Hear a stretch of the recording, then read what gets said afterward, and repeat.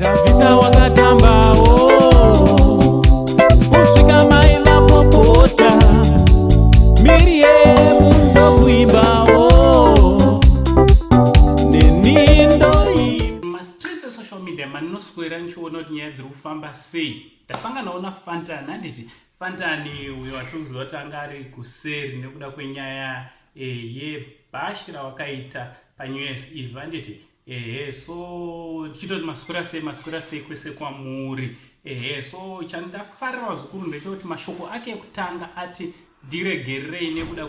especially vandakaexposa kuti vanhu vari vanopinda panguva yakaoma nekuda kwebhashi ravakaita handiti tichitaiwa if somebody shows some remorse especially pakukanganisa kwake they deserve another chance handiti vazukuru so Fantani nave kunze ngativasupportei also is ready to support and to work neteam dziri kuita awareness yeCovid-19 handiti kuve chidiki since vane followership yakati kurei from Uncle saying the only Zimbabwean uncle pari tinototi much love.